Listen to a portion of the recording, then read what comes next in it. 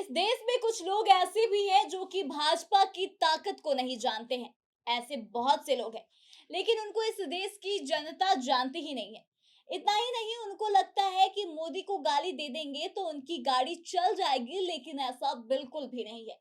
यह सारी बातें कहना है देश के प्रधानमंत्री नरेंद्र मोदी का, जो राजस्थान में एक चुनावी जनसभा को संबोधित करने के दौरान उन्होंने यह सारी बातें कही है। तो आइए आपको पूरा मामला बताते हैं और यह भी बताते हैं कि किस बात को लेकर के उन्होंने यह बात कही है। लेकिन इससे पहले नमस्कार, आप देख रहे हैं द बिहार प्रोजेक्ट और मेरा नाम आत्मजा है। दरअसल देश में फिलहाल 4 राज्यों की विधानसभा का चुनाव हो रहा है, जिसमें कि कुछ चरणों के चुनाव तो हो गए हैं और कुछ के अभी बाकी हैं। ऐसे में इस चुनाव को लेकर देश की सबसे बड़ी राजनीतिक पार्टी अपने अपने तरीके से लोगों को लुभाने की कोशिश में जुटी हुई है। नरेंद्र मोदी पूरा जोर लगाकर चुनाव प्रचार कर रहे हैं, यहाँ तक कि वह विरोधी दलों पर हमलावर भी हैं। ऐसे में चुनावी सभा को संबोधित करते हुए नरेंद्र मोदी ने कहा कि बहुत ऐसे लोग हैं जो कि भाजपा की ताकत को जानते ही नहीं।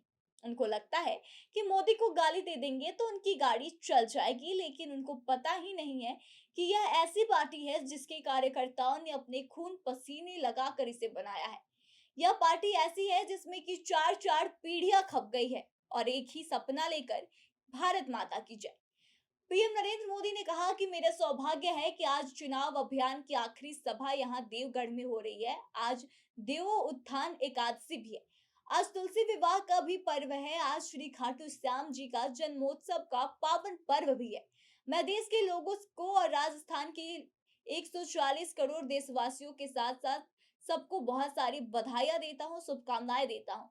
उधर प्रधानमंत्री नरेंद्र मोदी ने राजस्थान सरकार पर भी हमला बोला है और उन्होंने बताया है कि राजस्थान ने आज तक इससे बड़ी महिला विरोधी सरकार को नहीं देखा था।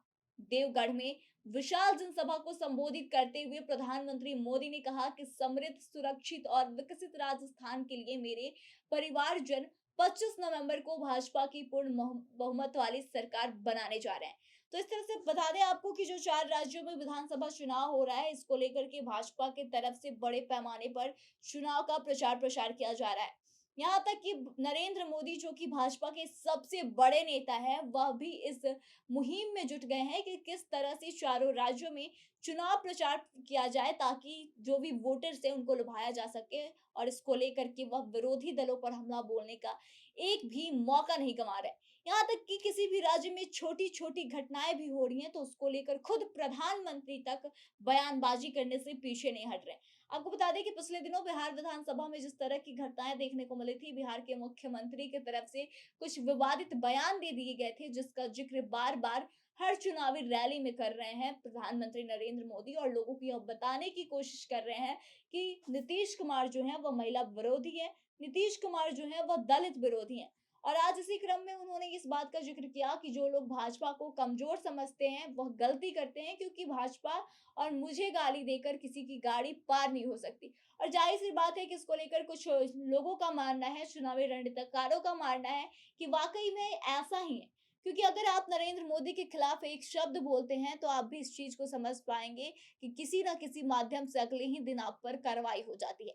फिलहाल का ही मामला आप देख लीजिए कि हाल ही में राहुल गांधी ने इंडिया वर्ल्ड कप हारा था, तो उस दौरान उन्होंने इस बात का जिक्र किया था कि नरेंद्र मोदी पनौती हैं। और उसके कुछ ही घंटे या यूं कहें कि एक कुछ ही समय बाद उनके पूरे परिवार यानी कि राहुल गांधी और सोनिया गांधी पर ईडी की छापेमारी हो गई और उनकी करोड़ों की संपत्ति को जब्त कर लिया गया। तो जाहिर सी बात है कि नरेंद्र मोदी का कहना बिल्कुल गलत नहीं है कि उनकी शिकायत कर कर और उनको गाली देकर किसी की गाड़ी पार नहीं हो सकती। तो एक लोकतंत्र में यह कहाँ तक सही है, आप अपने विचारों को बताएं और आगे की तमाम जानकारियों के लिए बने रहें हमारे साथ। देखते रहे द बिहार प्रोजेक्ट।